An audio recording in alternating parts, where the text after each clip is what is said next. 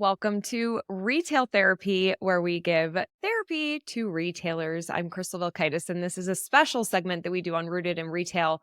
And I'm so thrilled you're here because if you have ever been faced with a decision that you need to make in your business or your life, and you are just feeling really confused on what path you should take, then I think you're going to get a lot of value out of today's episode. My guest is Andy Havemeier with Wealthy Street Bakery and Hall Street Bakery. And Andy has a interesting history. I mean, honestly, the past 5 years of Andy's life has been just complete like 180.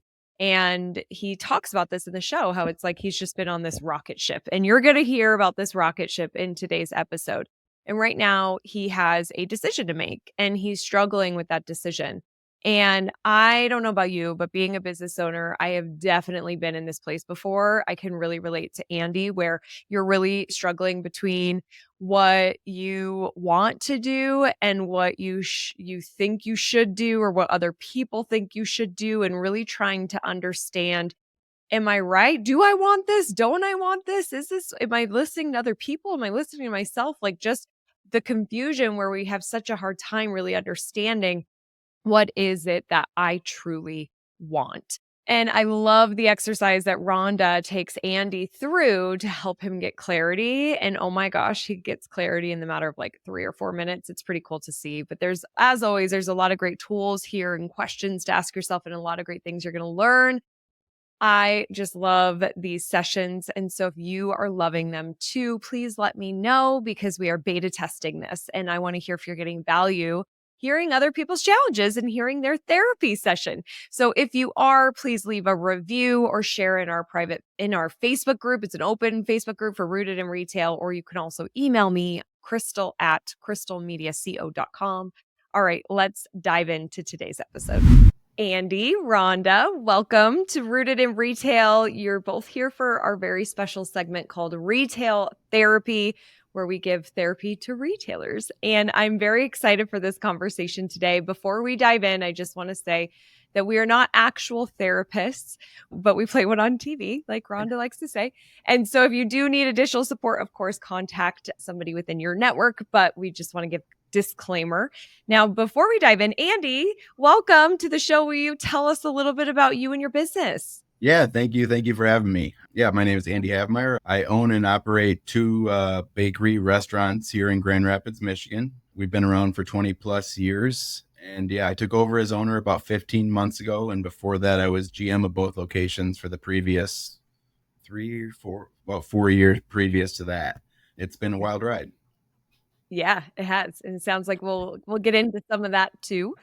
I'm so glad you're here. And Rhonda, for those who haven't caught a previous Retail Therapy, will you share a little bit about you and your business? I would love to. I am Rhonda Renee, the founder of divinenavigation.com and the creator of the Divine Coordinates and Business in Your Soul process. Primarily, I feel like the part that's important to share about our work here today is we really support people who are looking for an up level in their life without having to level the one they already have, to really step into and be connected with their soul so that they can live and lead from that place and run the business their soul really wants them to, not just the one they think they have to make money. So good, which is why you're here. And I'm so thrilled you're here as well. Now, Andy, you're new to me and I'm new to you. We met at the Retail Success Summit a few months ago, and I did a call for guests, and you came over to the table and shared a little bit about your history and who you are and where you are today. And I'm like, you have to be on the show. This is something that, the challenge you're struggling with, I think a lot of retailers either have been there or are there. So I would love for you to kind of tell us about your history that you shared with me, and then what that challenge is that you want help with today. Yeah. So this bleeds into who I am now, but it's been kind of a wild ride. I grew up in a family business my whole life, so I'm used to the grind and dedication, and all that is just kind of who I am. In 2019, my life kind of came off the rails, and I ended up homeless actually in early 2019. Found a great rehab here in town and got sober. And then the current owner at this business took a chance on me. And I started out as a front house manager at one location and 6 months I was GM, and another 6 months I was GM of both locations, and now 4 years later after that I was owner. So it's it's been quite the rocket ship of a ride. And it's, yeah, kind of navigating, okay, what do I want this to look like? Both my life, my business, my relationship to the business, which is the really entangled part of everything. So yeah, that's kind of where I'm at right now. And we're doing extremely well. So our first year as ownership, we grew sales by 12% and our net income by 22%. Nice. By trimming fat and doing some other stuff and taking on some stuff that I wanted to do that I just couldn't do before. So yeah, I have a group of investors that help me acquire these businesses, and we've got a good personal relationship. The main investor is like my dad's best friend. So they were kind of more, I won't say more investing in the story or the person of my whole trajectory here, but the business had numbers, and it was a sound investment, but it also makes them a bit more casual than other investors.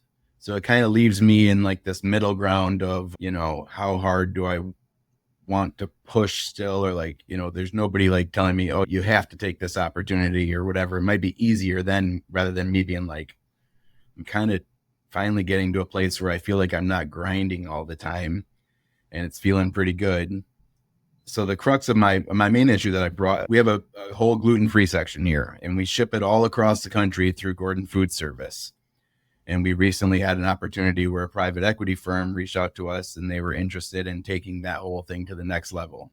And yeah, it brought up a bunch of feelings or thoughts or like weirdness inside of me that I was like, oh man, I'm kind of comfortable right now, or comfortable-ish, and it's kind of what I want right now, but am I selling the business short? Am I selling myself short? Am I selling my employees? Blah, blah, blah, blah, blah. So yeah, it's kind of like this, and this is in my personal life too, like this contentment, complacency, like turmoil always, like, getting sober and going through the place that I did, you're really focused on working with a life coach and like creating these goals, and like, you're just always striving for more, striving for progress in every aspect of life. To be kind of comfortable feels weird, but it's also kind of nice. And I'm like, oh man. So I know, I guess like the easy answer would be like, measured growth. But I mean, some of the numbers that these places we're talking about are pretty life changing, like generational wealth type numbers. So that's cool. Money has never really been like my motivating factor. I just want to go golfing without checking my bank account, but that might be a little bit short-sighted thinking too. But I got married since I got sober. I have 2 young kids since I've been sober. We bought a house and all this. So like, it's been a whirlwind of like the past 5 years, and I just don't know if I'm ready to take on another whirlwind of kind of a bit of foreign territory. We're focused on retail and customer service and restaurant now. So to take on this other one would put us a whole section of our business more in like the manufacturing and like a production type thing. So yeah, that's the crux of the issue is like, am I selling myself, the business short, and am I okay with that, or am I not, or am I just doing it because I feel like I should? I got a lot of shoulds going on in my head all the time. The dreaded shoulds. The dreaded shoulds. Oh. The dreaded shoulds. Oh, I feel like, Andy, you are really expressing something that every business owner hits up against at some point, right? It's the between what do I really want and what am I expected to do? And you'll notice this is a theme in all the retail therapy segments that I do because I work with this a ton, something I refer to as internal sourcing instead of external referencing. And shoulds are always going to come from external referencings.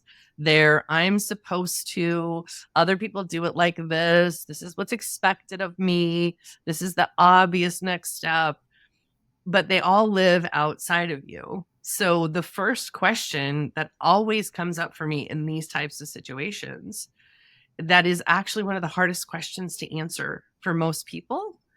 And also at the same time, if you really trust the first instincts that comes to you, you probably already know. What do you want at this time? See, I knew that question was so yes, it's like the $1 million question, right? So after we met with that PE firm, the main investor said to me, and like I said, they complete faith and trust in me, that he goes, what do you want your bakery to look like? And I was like, oh, that's heavy. Like you're always kind of striving for what you want the day to look like, or like, you kind of think maybe a year out or 2 years out. But like, is this like a legacy thing? Is this like a turn and burn thing? Is this that? And yeah, it's a tough question. It's been ruminating in my head for like a month or two now. But I think and let me add this other layer of distinction. What do you want right now? Here's another thing that happens for people. An opportunity shows up and they think, if I don't take this one, I'm going to lose. I'm never going to get the chance again. But Yeah. in my experience, you cannot miss out on what's meant for you. Every opportunity isn't one to be taken, and it isn't necessarily the first time something is presented to you. Because, it truly is an entirely separate business. Yeah. Like, they really should be separated. If you go in that direction, they really are two different things.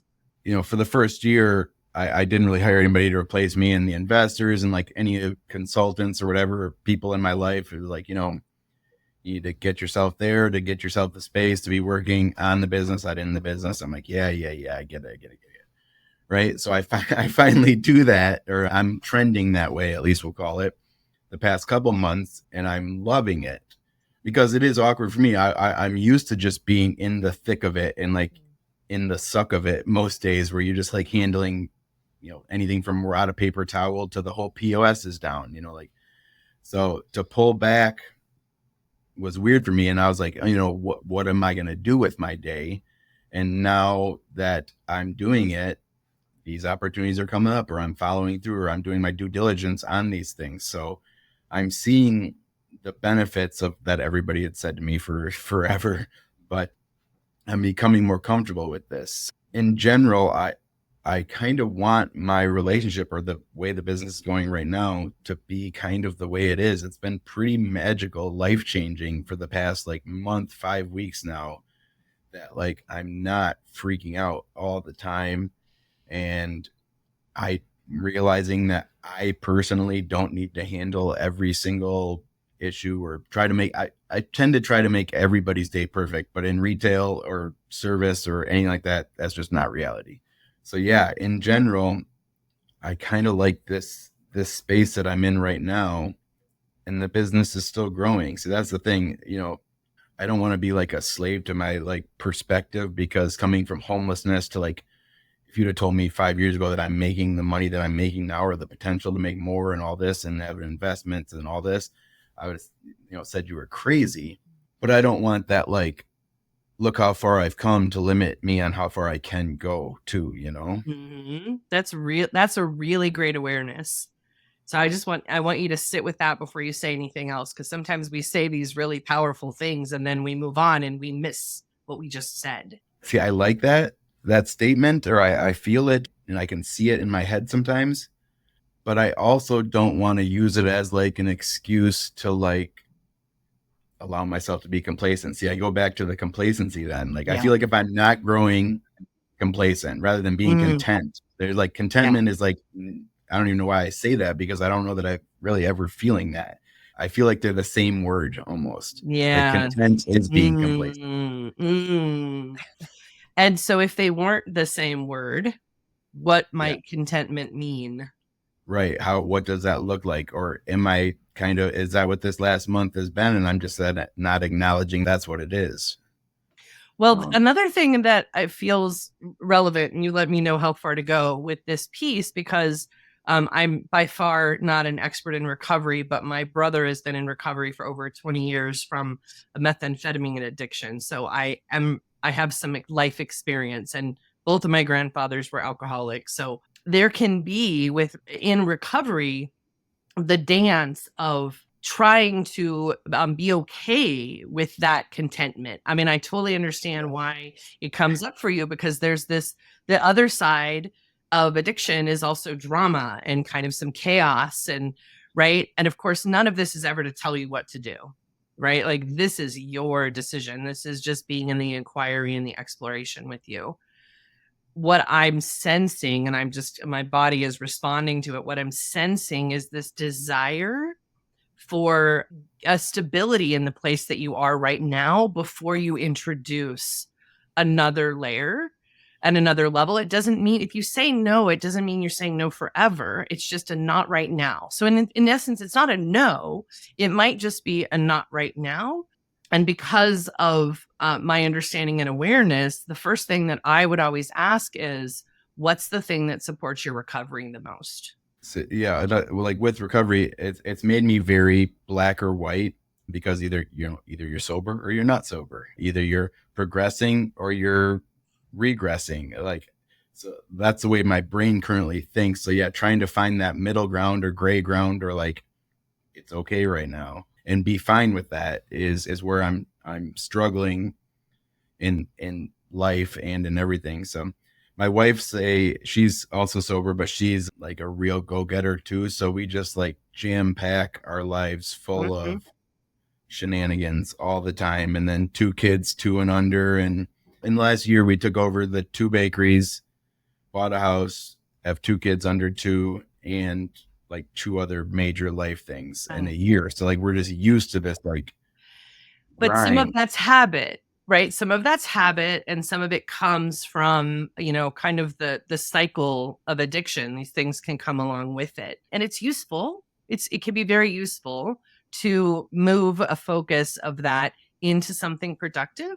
And a lot of people do it. The thing, and I don't know that we're going to come to an answer for you, but the awareness that I have right in this moment is this is about you learning how to be in the inquiry, right? How to be in the inquiry and how to feel for what's right for you in the moment, what creates anxiety. And there's this illusion and really misconception that you have to be uncomfortable in order to grow. Yeah. It isn't entirely true. Yes, it's true that humans, I wish this were a different way, that we tend to grow the most in adversity. But there are also moments that I like to call hang time, where we're just supposed to be in our mastery of this moment.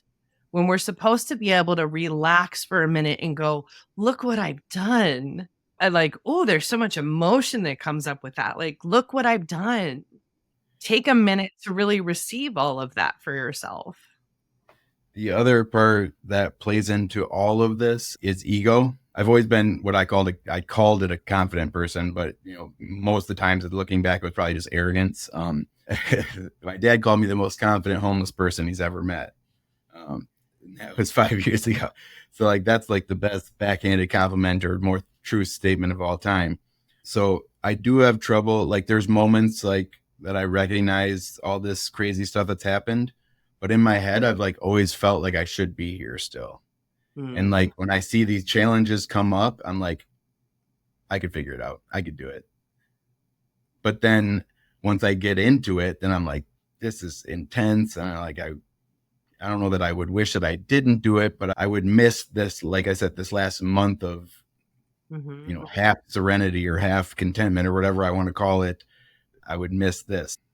So why don't we replace the word contentment with fulfillment? Does fulfillment sit differently for you than contentment? It does. Yeah, it does.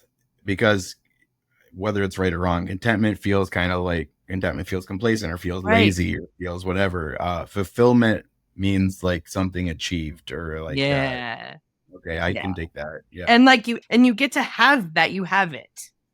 Right. Yeah. That you're not running off to the next thing, which is, again, like that can be part of the habit. Like I'm chasing this, metaphorical high in a different way. And can I learn to be in the fulfillment of a job well done? And all of that revenue increase and profit increase, like your profit outpaced your revenue increase, like rock star. You're doing amazing. And to just really let yourself have all of that. Again, I'm not telling you not to take the other opportunity. And I'm saying, okay, let's have a feel for what's the right timing for you and what is it you're really after. And I think this fulfillment is a bigger driver at the moment. If you really get down into your heart of hearts and into your core, that's more of the driver than that ego part that you called out, right? Because there's what the personality thinks it's supposed to do and wants to do and makes it look good. And then there's the what I would refer to as the soul, that more essence part of you. It's like, here's what I'm really yearning for right now. And here's what really feels right to me. Yeah. I like that. Like I said, the fulfillment part makes it hit different. It's still not like nail on the head, but it's funny. Before I got into therapy or life coaching or anything like that, or like going to these people, I thought all of this coach speak or anything like that was just all such phony baloney. And then as you start to like clear your head or like you start to like achieve some stuff or whatever, you realize that these words have meanings and hit you in different ways. And it's been a cool journey. Like despite like all these things that I've told you guys that have happened to me in these past few years, when I look back, flag in the ground moments are more like, wow, I handled that situation differently. Not like the house or the business or any of that. Right. Like, because none of that's possible without me handling those stuffs differently. So it's been cool. Mhm. It's just funny how something so good or potentially good or whatever can cause such strife or agony or whatever you want to call it inside of me, or like angst inside of me, when the bottom line is, do it or not, we're still growing and we're still profitable. I'm still keeping all my promises to investors, to myself, to the books, to all that. Those are all important things. So let's, if you're game, let's have a little fun with this then, because you said something that really caught my attention, that it's causing you angst. Yeah. That's, to me, that's always a sign of, okay, we need to make sure we're looking at this the right way in terms of like, how is it going to, what's the experience that you're going to have? If you're willing to play with me, why don't you close your eyes? Because we can usually get a much better sense this way. Okay. Now, first, just like let it all go. You're just here right now, present with us. Maybe tap into some of that fulfillment you have for all you've achieved so far in such a short amount of time, and how your personal life and world is starting to open up in new ways. So imagine continuing along the trajectory that the business seems to be currently guiding you in, the growth that's happening, the mastery in your service. And imagine if you just continued that. Like, what would it be like if you followed where the business is leading on that path? Just notice whatever's going on in your body and stay as present. Try not to leap out of the experience.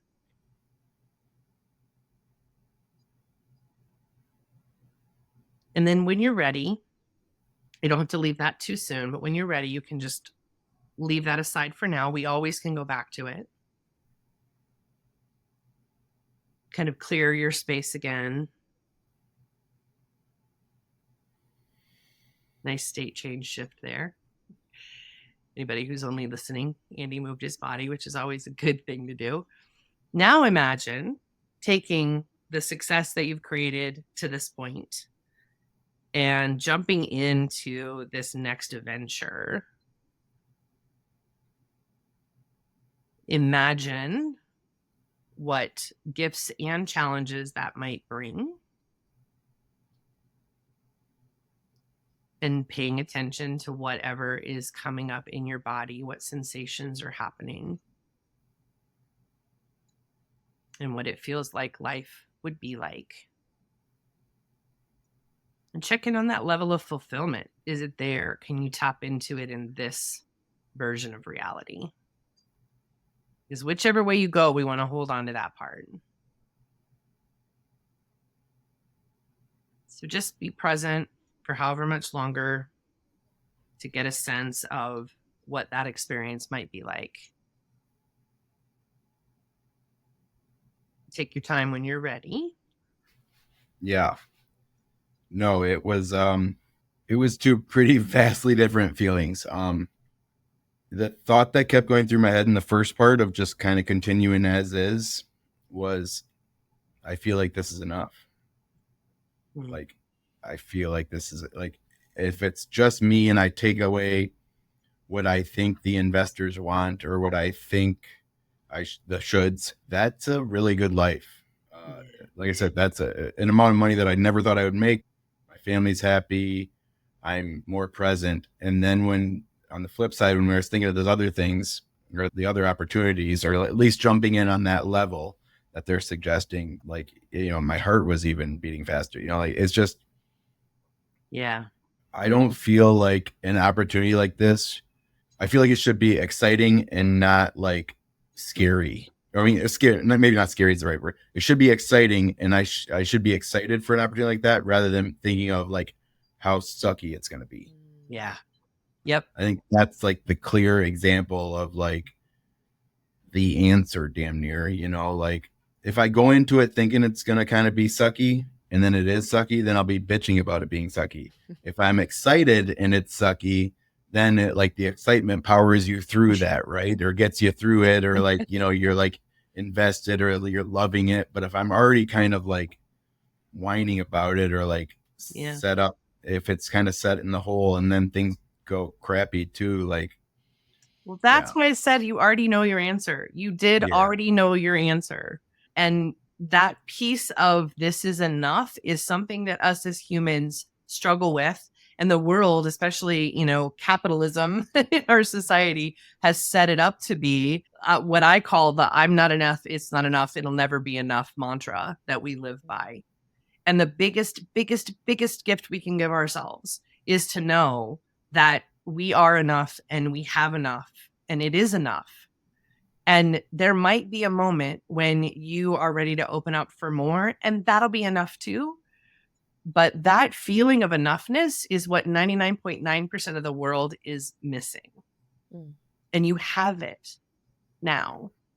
Yeah, that was a good exercise, because if you don't take a second to like divide them in two, they just kind of run together, or you're like thinking that life's good right now, and then you're thinking this, and then you're thinking that, and you go back and forth. But it was a pretty clear dividing line in that regard. And yeah, like you said, there'll be other opportunities, or these people aren't going anywhere really. There's ways to do this and feel better about it, right? Ooh, now notice what's happening now. Yep. Now that Andy said not that, new possibilities are showing up, new creativity and ideas of like, well, if we did, what could it look like? What would work for me? And I love that. And I also want to just caution you to let yourself have that it's enough. But then B, don't question yourself on it, right? Because you knew at the beginning, you already knew the answer. I just gave you a somatic experience, right? Walked you through a somatic experience so you could say, oh, yes, I feel that. And now just keep that in mind as you get ideas that come in, and keep walking yourself through that to be aware of when you might be chasing something, thinking fulfillment is enough, or satisfaction, or whatever the word is that we want to find that really lands for you. But all of the answers are right here for you. And you just illustrated that so brilliantly. Yeah, like you can talk yourself into or out of whatever, right? Or like justify anything. And I'm trying to like live in the truth more. Like that's what's, honesty or sobriety or whatever has taught me to, and really giving me notes and inside my head of like peeling back my intentions or my reasons for doing things. And to take, if I'm looking at this opportunity right now, currently, it would be not for my own reasons, enforced because of shoulds or coulds or whatever, rather than, yeah, I want this, let's go get it. Like, I feel like there's other ways to ramp up to said thing. And bigger isn't always better. Right. Right? Yeah. Bigger isn't always better. It is such a personal a decision isn't even quite the right word, but it's such a personal experience of, what is quote unquote big enough. And here we are back to that enoughness thing. Mhm. When we're looking for enough outside of ourselves, it is never enough. Nothing will fill the hole where your soul belongs. Right. No matter how many, loaves of breads or manufacturing lines or distribution centers or whatever, right? There's that saying, wherever you go, there you are. So let's go there whole, but then intentionally choose where we're going and be open to serendipity and surprises along the way. I like that. And I just want to echo that it might not be better. That was something I was thinking about too. I've been in places and situations in my business where it's like, this could be life changing. This could be next level. And you follow that carrot. And then all of a sudden it's like, you're way off track. This isn't what I thought. It's not at all. It's life changing, but not the way I wanted it to be. Like it just, it's not always better. And it's hard to kind of know all the way through. You won't know until you're in it. And that's why I think it's so important to get in your body, which is what I'm learning from Rhonda. I've seen her do this. She does it with me. She just did it now. You like physically felt the difference of two different scenarios in a matter of like 3 minutes, which I think we just don't give ourselves the time to stop and check in and feel like what I really want. And that was so powerful. And then the last thing I just want to chime in about is at the very beginning, you were saying how your current life today in the past like month or 2 months, you use the word magical. And that is just like, I'm also a big, I'm paying attention to words. And that's a pretty special word to have that life experience right now, what you have. And it's almost that like, tapping into the fulfillment, allowing the magic to happen and being okay with that. And not just okay, but like embracing it. And I just want to say I'm very happy for you. It sounds Thank you. pretty awesome. Yeah. The only thing else magical would be a mustard store, right? Exactly. There's a story here I don't know about. I want it one day, Rhonda. I'm going to open a mustard store. That's one of my dreams. And so, yes. I did not know this Just about give me you. a call. We'll sell your line right here with the loaf of bread. I got my first client. I love it. There you go. There you go. So good. Andy, how are you feeling? No, this was great. It's like you said, I've known the answer. Like if I was really being true to myself and taking it down, like you said, to my soul or to like what I really felt or wanted or whatever, I've known this answer since the opportunity was first presented to me, right? But then, I talked to a couple of people, or you get the shoulds or the coulds, or what could this be, or what. Yeah. And no, it was good to like strip it down to like get to the answer that I pretty much knew already.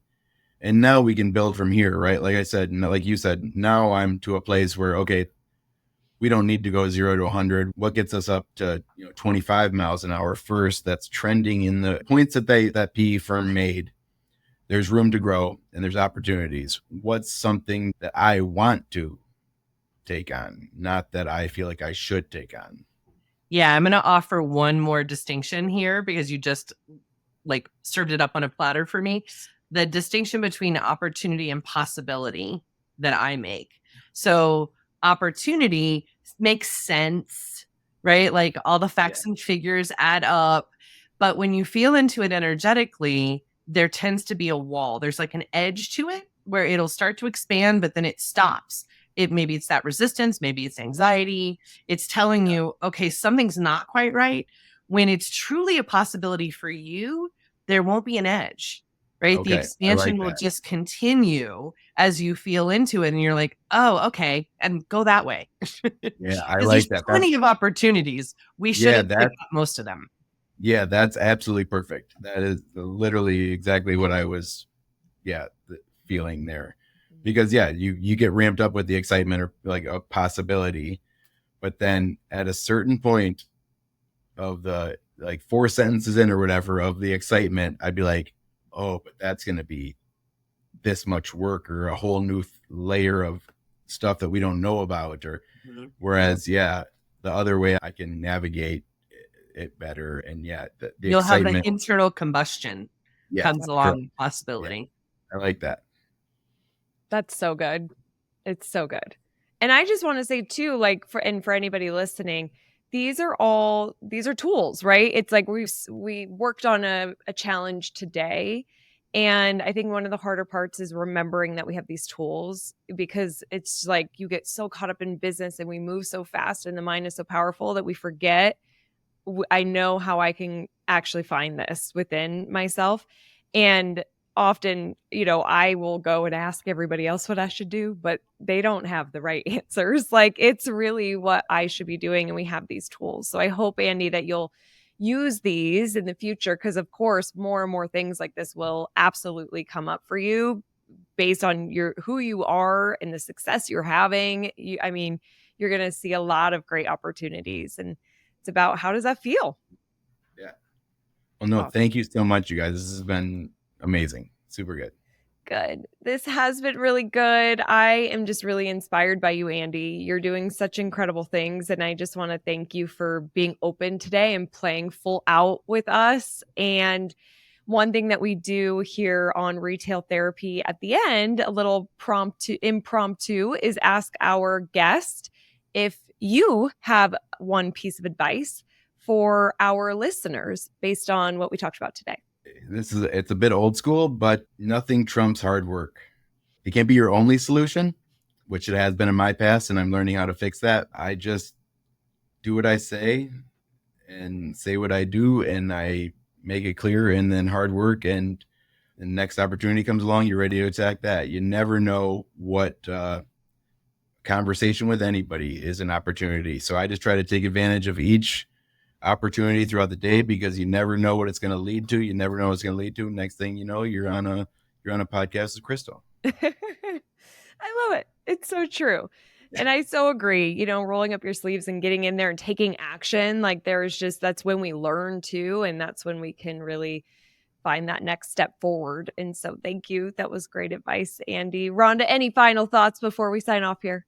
Oh, so many thoughts. Actually, this was very, very inspiring. I'm going to echo some of what Crystal said. Like, you have done such amazing things in your world, and there's such a level of integrity that I feel like you called it hard work. I really feel it's integrity. There's an alignment and an integrity as long as you carry that forward, whatever the choices are that you make about your growth and what that looks like, you're going to be fine. Thank you very much. Thank you for all your help. Oh, My pleasure. Love it. Awesome. Thank you both for being here. And everyone, remember that I'm rooting for your success. Have a great week ahead. Bye.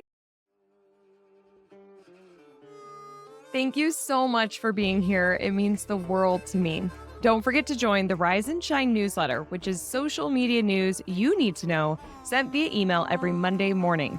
Go to crystalmediaco.com/rise to join. And don't miss the newest episode of Rooted in Retail, which drops every Sunday morning.